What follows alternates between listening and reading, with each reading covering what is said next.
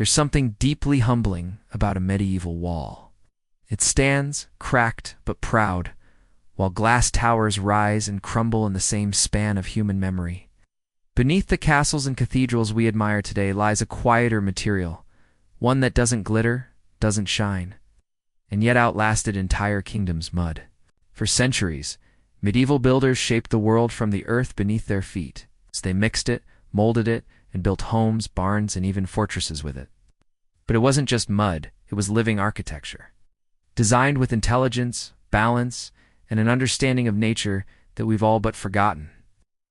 Today, we'll uncover how mud, in all its humble glory, became one of the Middle Ages' most powerful building materials, and why even now, with all our machines and modern science, we're still chasing the secrets those medieval builders understood centuries ago. Mud has been humanity's oldest companion. Long before concrete, before bricks were fired in kilns, before steel ever touched sky, people built with earth. The medieval world simply perfected it.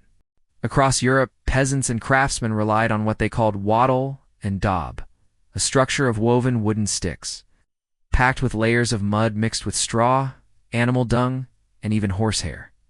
To modern ears, it sounds primitive. But step inside a 700-year-old house in rural England, France, or Germany, and you'll find those same walls still standing, still breathing, still keeping their shape through storms and centuries. The secret wasn't just in the mud itself, it was in the understanding of how it worked with the environment. Medieval builders didn't fight against nature, they built with it. They knew that mud expands when wet and hardens when dry, and they used this breathing quality to regulate indoor temperature. Their homes were naturally insulated, cool in summer, warm in winter, and balanced year-round. Without plastic, cement, or air conditioning, they created ecosystems of comfort and sustainability that modern architecture often struggles to replicate. They understood something we've lost, that materials should live and move with the earth, not resist it. What seems rustic or crude on the surface was actually deeply scientific. Medieval masons didn't have blueprints or physics equations, but their intuition mirrored modern building science. When they mixed mud for walls, they understood proportions. It's too much clay and it would crack, too much sand and it would crumble. They developed recipes for different climates, thicker walls for colder regions, lighter mixes for warmer ones. They also used what we'd now call thermal mass. By using earth with high density, they created walls that absorbed heat during the day and released it slowly at night.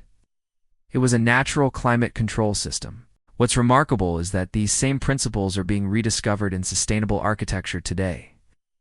Architects now talk about passive houses and carbon-neutral construction as revolutionary concepts. But for a medieval builder, that was just common sense. They used lime plaster for breathability, straw for fiber strength, and dung for water resistance. A mix that modern engineers have analyzed and found to be remarkably effective. Every scoop of mud was chemistry, physics, and ecology blended into one. To the medieval mind, the land itself was alive. Builders saw themselves as caretakers, not conquerors. When they gathered mud from riverbanks or dug clay pits, they understood the rhythm of the seasons. Mud was mixed in spring and autumn, when moisture balanced perfectly, was trampled by feet or beaten with paddles, a communal act that tied villagers together. It wasn't just construction, it was ceremony. Many of these builders were guild-trained, carrying knowledge passed down through generations. They didn't write manuals or measure by numbers, they built by touch, by smell, by the way the mixture felt between their fingers. They knew when it was ready by instinct. That kind of craftsmanship doesn't just build walls, it builds trust between human and earth. It's no wonder those walls have endured for hundreds of years. In their silence, they still whisper a truth we've forgotten, that lasting strength doesn't come from force, but from harmony. While we often associate mud with peasant huts, some of the grandest medieval constructions also relied on earthen foundations. Take, for example, the Bailey castles, early fortifications built from layers of earth and timber. The mottes, those high artificial hills topped with wooden towers, were engineered entirely from compacted mud. Builders layered soil with straw and gravel, stamping it down over and over until it became as hard as stone. Many of these earthen mounds still survive today, long after their wooden towers rotted away. Their resilience is astonishing, and their design has influenced everything from early military engineering to modern landscape architecture. Even cathedrals, which appear to be made purely of stone, often relied on earthen cores or mud mortars between their massive blocks. Builders used it as a binding agent because it flexed with temperature changes, preventing cracks that rigid cement would cause. Mud was not weakness. It was wisdom disguised as simplicity. When the Industrial Revolution came, everything changed. Speed became more important than balance. Factories produced cement by the ton, and suddenly earth was dismissed as primitive. But with that shift, we lost more than a building technique. We lost a philosophy. Cement doesn't breathe. It traps moisture, leading to rot and decay in older structures. It requires massive energy to produce and cracks under pressure. By contrast, medieval mud structures adapted to their environment. When it rained, they softened. When it dried, they hardened again. Alive, flexible, enduring. Today, in the rush for progress, we're rediscovering that those so-called primitive materials might hold the key to the future of sustainable architecture. Across Europe and the world, preservationists are studying medieval mud homes to learn how they balanced human needs with environmental limits. Modern tests have shown that well-maintained earthen walls can last longer than concrete ones, with lower environmental cost. The irony couldn't be clearer. We've built cities of steel and glass, but we've forgotten how to make them breathe. So what exactly made medieval mud so durable? The answer lies in natural chemistry. The addition of straw created microfibers that distributed tension like steel rebar does in modern concrete. Dung added natural enzymes that waterproofed the walls and prevented cracking. Lime plaster acted as an antimicrobial barrier, allowing the structure to breathe while resisting mold. This blend of flexibility, insulation, and breathability gave medieval buildings an almost organic lifespan. They aged, yes, but gracefully. Some modern scientists have compared medieval mud mortars to living materials, capable of absorbing moisture, self-regulating temperature, and even filtering air. In other words, medieval builders created sustainable, smart materials centuries before we coined the term. There's a deeper lesson hidden in all of this.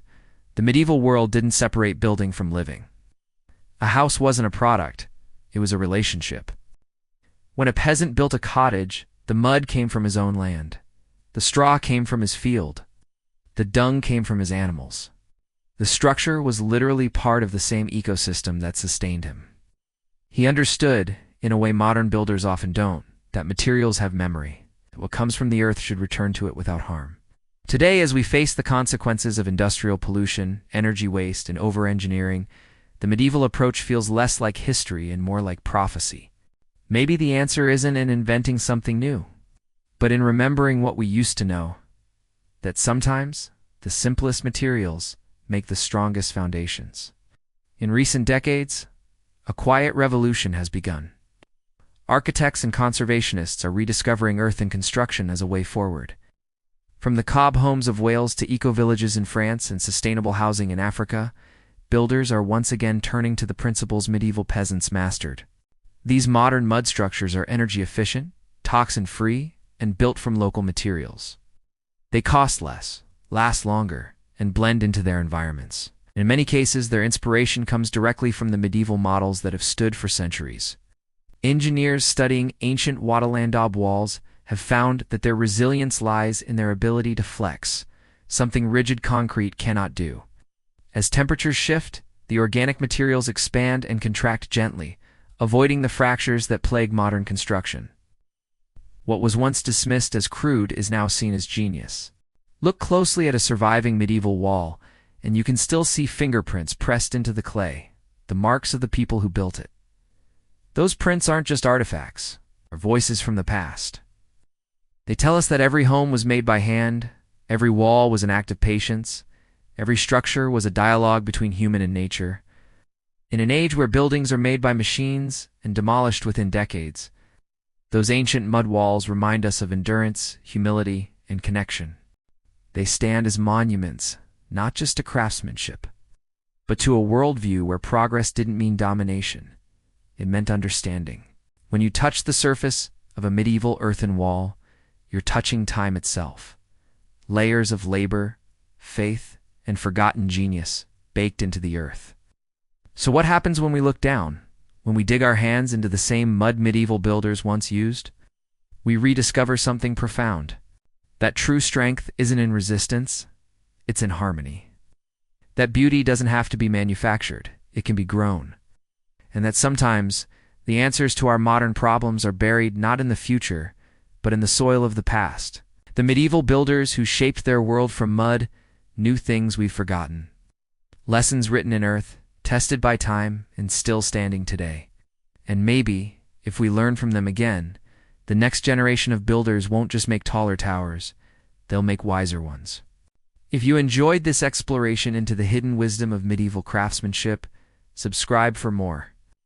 Every week we uncover the forgotten ingenuity that shaped our world, from mud walls to lost machines, from medieval villages to the ideas that built civilizations.